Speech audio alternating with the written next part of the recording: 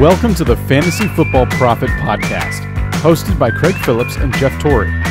Visit us at fantasyfootballprophet.com. And now your hosts, Craig and Jeff. Welcome everyone to the Fantasy Football Prophet podcast. I'm Craig Phillips, joined as always by Jeff Torrey. And today we're going to switch it up a little bit. Normally we do rankings here on Wednesday. We're going to push rankings back to Thursday this week. We're going to do a little, mid-season award show here. We have a couple categories, talk about, some who the best are, who's been the bust players, and maybe some calls me and Jeff got right, and probably some calls we got wrong because we're not perfect. That's for sure. And hey, we'll tell you when we're not. So let's go over all that just a second. Make sure you guys go check us out on Twitter, though. Follow us there at the FF Prophet or Instagram.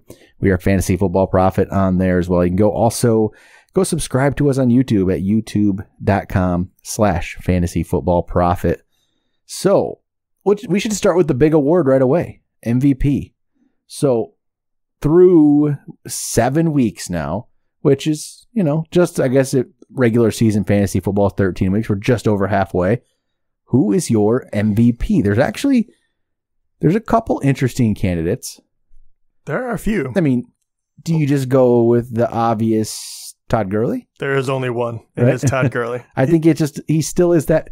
This is part of what I remember before the season, I went on a little rant about people saying you can't pick Gurley to be number one again because no one ever finishes back-to-back number one, and I thought that was just the stupidest thing I've ever heard in my life, and I think I was proven right.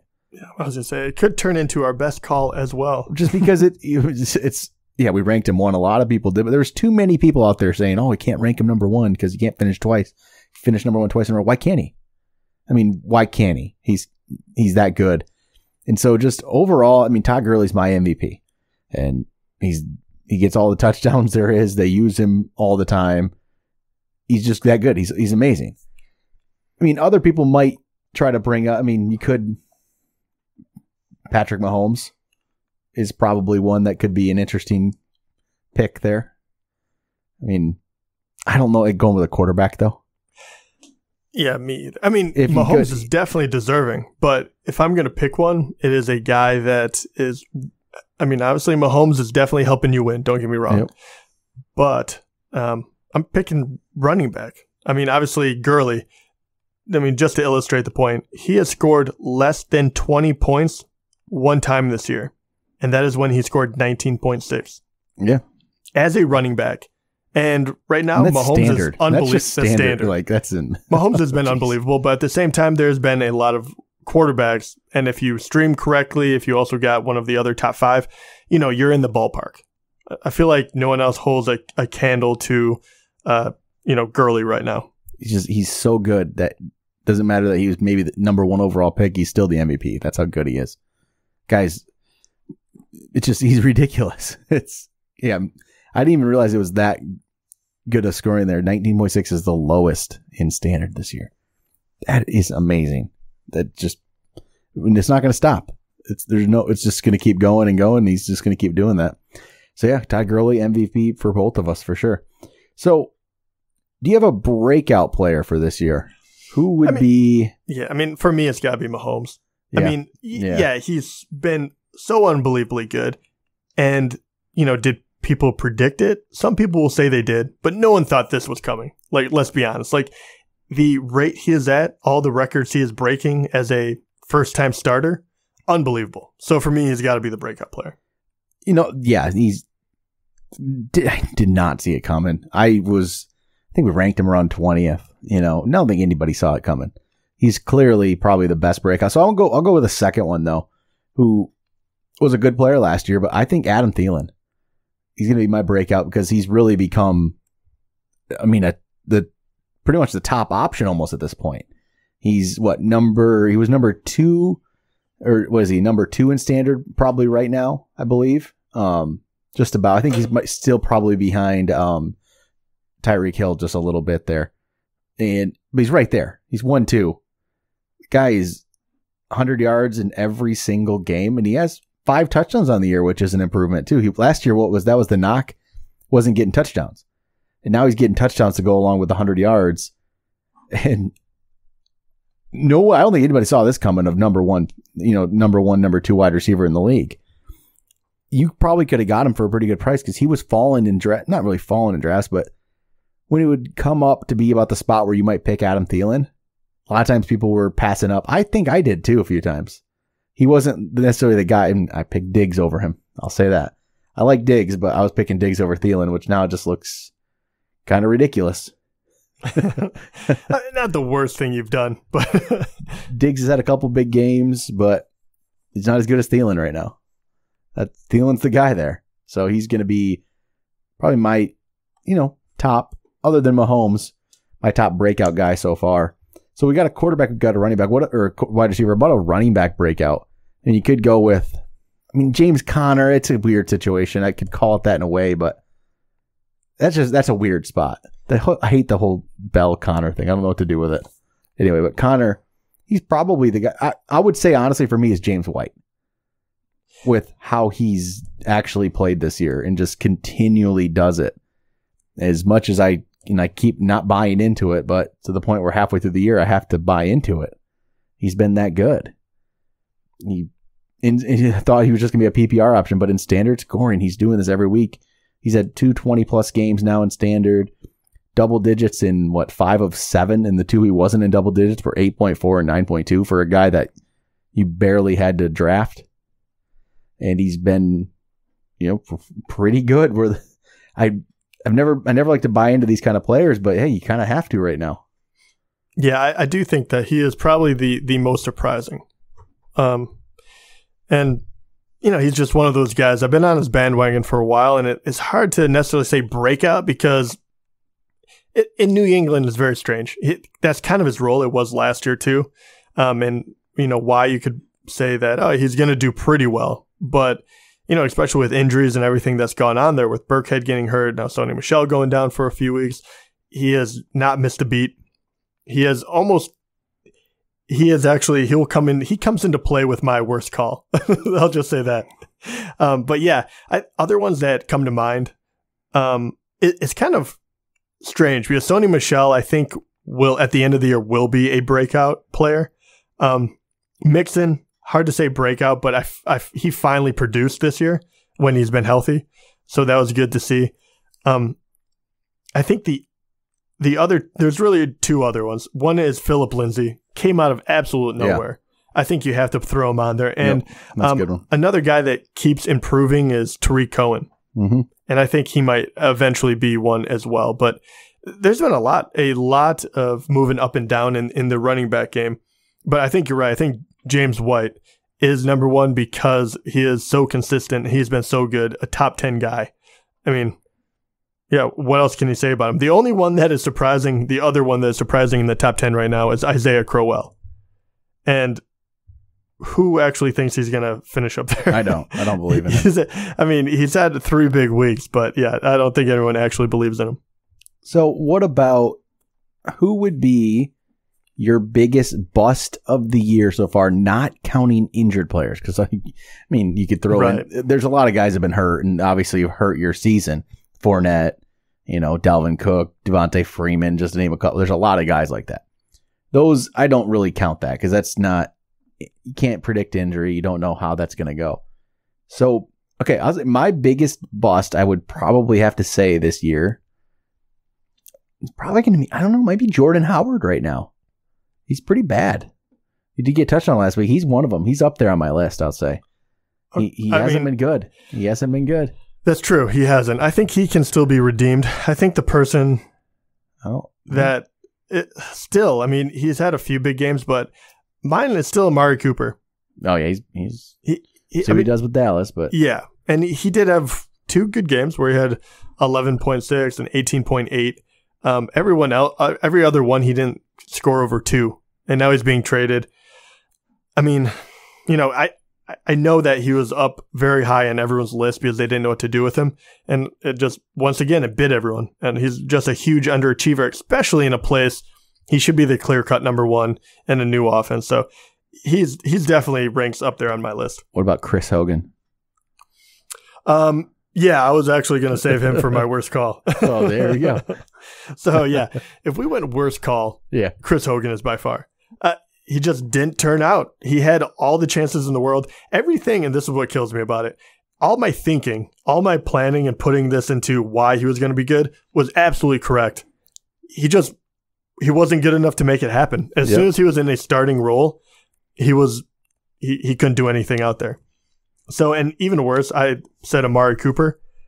Amari Cooper has 0.8 points more than Chris Hogan. Oh, jeez. Hogan's just been a little bit disappointing. Yeah, and even worse, when they finally got Gordon and they've been throwing it to other people, he actually started coming back a little more. His last 2 games have been okay compared to when he was like a number 1 option. Finally has 4 catches for 78 yards and now 6 for 63. I mean, he's just been bad. I mean, that is by far my worst call. I apologize for anyone who drafted him. Heck, man, I did too for practically nothing. Should have listened to me. And it killed me, yeah. I kept him lower. I did finally, I kind of gave in at the end and moved him up higher than he should have probably been, because, I don't know, I just start to wonder why I was so off compared to everyone else. But I shouldn't have. I should have stuck to my guns there. And James White soaked up a lot of those targets. Yep. So who was your worst call? I think they were all good. Don't lie to me. I'm not sure I had anything wrong. I mean, yeah, pretty solid on the year. Don't make me do this. I'm literally gonna just go back and look at all of our conversations. I guarantee they're all good. I think you got saved by a few injuries, actually. Injury, yeah. I can point to the injuries and be, yep, I would have been fine if it wasn't for some injuries. I don't think there's anything else. No, none. Can't find one. I'm looking at my ranks in the preseason. They're all good. Right? Nothing wrong with any of my picks. I'm gonna have to go back and look. I'm telling you, I did pretty well this year. I don't know. There's been Jay Ajayi. I really was big on him, and he got injured. But even before, he wasn't really doing much. I'll say he wasn't bad. I wouldn't call that. It was okay. I mean, he just wasn't. He wasn't great. I mean, maybe telling people to pick Diggs over Thielen didn't turn out too good for them. Kept telling people to do that, and so far doesn't seem to be the case. And maybe but that's not that bad either, because Diggs himself isn't bad. I kind of downgraded Tyreek Hill a bit early on because of not knowing what Patrick Mahomes would be. So that's kind of one that I don't feel. I downgraded him as you had him 10th in the ranks and I had him 13th. So I put him down a little bit further, which probably wasn't the greatest call in the world. Not a huge fan of that one. But I don't have any terrible calls. Yeah, I don't feel as bad when you just tell people to stay away. And I had a couple of those last year where you're kind of like, it didn't kill you because you stayed away, but they did well. Well, we'll look at what we did for preseason awards here. So my preseason MVP, this is where I guess it's good. I'm. Oh, you did get okay. Well, actually, I think he would have been fine. But I know where you're Leonard going. Fournette. Yeah, and it was just based on where he was going in the draft and how good I thought he would be. The injury makes it so it's hard to really say if I was right or wrong. Doesn't help me. You had Alvin Kamara, so started out the year definitely looking that way. And one game when Ingram came back, which wasn't as good, but he's fine. He was so good early on that you're still right on target for that one probably. He's maybe not the MVP, but he's a good pick. Your breakout was Chris Hogan. Yeah, that one. That's mine was Marquise Goodwin. He did get injured for a bit, and then his quarterback got and then he hurt. did have a big game, one game, but it's kind of not working out. Bounce back was Mike Evans. I said he was going to bounce back to top level again, like top 5, and he at times showed that. No, I'll give that to you. I mean, but he's now 19th. He was 19th in standard, and he's still he's like 5th. He's top 20, but he's not up to top 5 level. He's not there yet. He had 2 bad games, week 4, week 6, where he did nothing. Take away those, and he's been really pretty solid. But he had 2 fairly poor games that didn't help. Yeah, I'll give you that. Actually, so far, I can't find one. I'm looking for it, but I can't find any that you were just absolutely wrong on. And once again, I'm saying that hey, this person will be a good value, and then they didn't turn out that way. Which I have one, and it was bad. The Hogan one kills me. because I never quite bought in. Your bounce back was T.Y. Hilton, who's been injured, but while playing, he's been good when he was out there. I think by the end of the year, I'll be proven correct. I mean, he's played in 5 games. He's been double digit scoring in standard in 4 of them. So he's been good. I think our doubt on once again is a doubt. So we downgraded him. We didn't tell you to get this guy, but I think Cooper Kupp. I guarantee we're probably low on him every year, man. The last 2 every year. The last 2. Yep, and it's probably right. Probably should buy into him a little more. Never quite do. Well, then deep sleepers, you can't go wrong at deep sleepers because that was a pick that shouldn't do anything. You had James Washington, hasn't happened yet, but that's because But mine's Traquan Smith. I don't mind that. It could. He had one big game. It could work. And then unexpected bust was wrong on my part. I said Tyreek, and it wasn't because it wasn't against the player. It was just I didn't know what the situation would be. I didn't know how it would all work out. And you know what? It worked out pretty well for him. I was wrong. And yours was Jerick McKinnon, which you'll never get to know if it was never get to know actually gonna happen or not. We just a lot of injuries take them right off the board, as you will find out. Yep. It's hard to say, what would have actually happened there. But yeah, I'll say I'm gonna pull some other stuff we've done here. Players we love list. I had a players we love list here. I had 12 players that I loved. I went with Stephon Diggs. I was, love Stephon Diggs. He's been fine. Yeah. But God damn it. Hogan is going to haunt me on every one of these preseason lists. I don't have your list for this, but thank God. I guarantee he would be on that. I had Jai. Yeah. I just like the value he was getting at. He looked good week 1, getting big scoring, and then injuries kind of killed it. Joe Mixon, injuries again for him, but he's been good while he's been out there. Brandon Cooks. I do like the Brandon Cooks. Dude, you are the kiss of death. All these guys have been getting hurt. Brandon Cooks he's been looking good. Marquise Goodwin. Mike Williams because of where he was going, but he's whatever. Chris Godwin. Okay. David Njoku. He's getting better. Yeah, he's starting to come around. Nick Chubb was on my players we love list. That could end up turning out pretty good. And then Kenneth Dixon got injured. Aaron Jones hasn't really got his opportunity yet. And then Nick Vannett from the Seahawks. I was hoping it might happen. But I don't think it's gonna. I don't think it's gonna happen now. I think I know that Hogan was on there, but I think the only other one that I really remember clearly was I know OJ Howard was on there too. Which he's been doing well actually. Yeah, that's a good one. Yeah, he got injured a little bit, but he's gonna be a top 10 tight end, especially in this year. Didn't have to pay anything for him, so it's not bad. Yep, and there's some of the guys who I think, man, I really going forward. I wish I would have bought into Kenny Galladay early. Before the season, I would have hyped him up, which I never did. I didn't think it was going to happen this year. That was a kind of a surprise to me, I'll say. He didn't have a great week this past week, but he's looked so good, and he's going to keep getting better and better. And I wish I would have been bigger on, Kerryon Johnson. Talk about Lions, too. He's been really good. There's some players I just always wish, you never know what is going to actually happen year to year, what players are really going to break up. Yeah. Okay, Cooper Kupp here. He was... he was even before when that injury happened, he was 8th after 6 weeks, even with getting injured in that game. Yeah, he was probably one we should hype up more. I don't know what it is about him. I don't know, man. I mean, they got... Is it because he's a white wide receiver? We just don't buy into it. Adam Thielen, is that why we didn't like him as much? Yeah, maybe. I don't know. I don't know why I can't get behind him. I think because it just seems so... I don't know, like sporadic last year. He did really, really well. But obviously, they get rid of Watkins, but they add Cooks. I thought Cooks was better. You still have Woods, who soaked up a lot. Gurley runs a lot. I don't know. I mean, at this point, you just realize how good he is, especially in the slot. I'll say one player we actually talked a little bit about. Maybe we should hype slightly more, but John Brown. I know we hyped him quite a bit. We did like John Brown, and that's shown to be a pretty solid pick. Kind of like that one. And you were able to get him for absolutely nothing. No one was drafting him. They were all thinking, this is going to be a repeat of the last few years where he's hurt and nothing ever happens with him. But that was a pretty solid call. Another one who hasn't really panned out, which we thought was Corey Davis. He had one huge that's a week. Good one. One massive week. That's it. 6 of the weeks have been terrible. And I keep thinking he's going to be way up there. And he's been, kind of bad. And a lot of it's that offense is bad. Doesn't help anything.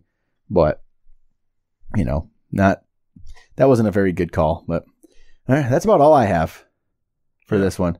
A little mid-season talk.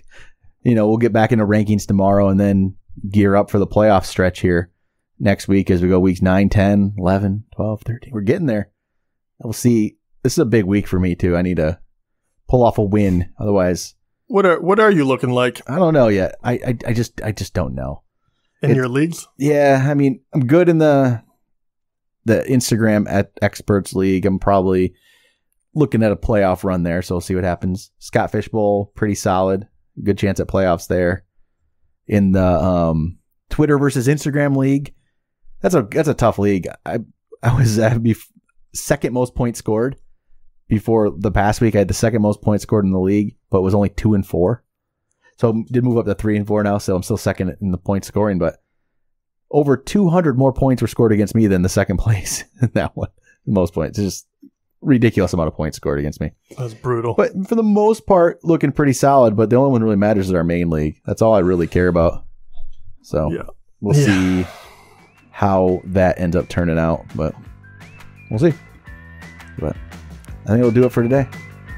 We'll be back tomorrow. We'll talk to you guys then.